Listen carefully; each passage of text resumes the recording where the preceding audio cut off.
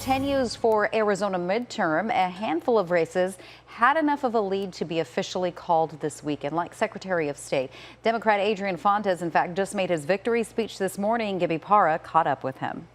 And it was a hard-fought election, but after the AP called it here for Adrian Fontes, he decided to hold a rally here at the American Legion 41.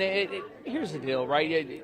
In elections, you know you're going to be in for a hard-fought battle. That's what you did. But you stood by what you said, and the voters elected.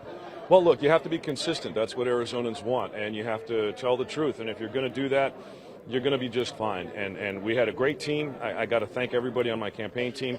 But at the end of the day, this is about the voters, and there are plenty of votes still left out there.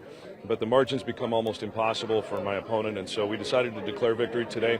I'm very satisfied, and right here at Post 41, next to Grant Park in Phoenix, is where I wanted to make this announcement. You know, you also took time to turn around and thank everyone. Part of your staff, who you mentioned, was all Arizonan, and then also those who are working the elections as well, because as we've seen, not only here in Arizona, but across the country, man, has it been tough for the workers. Look, I have said all along, elections are the golden thread that hold together the fabric of our society, and the folks that hold together our elections are the unsung heroes, the behind-the-scenes folks at every election department in every county.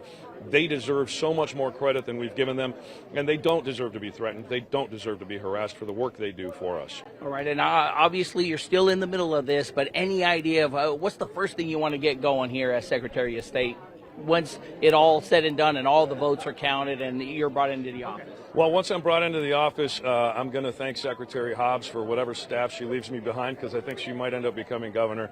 But in all reality, I want to get out to the counties and talk to those folks and see what kind of support they need.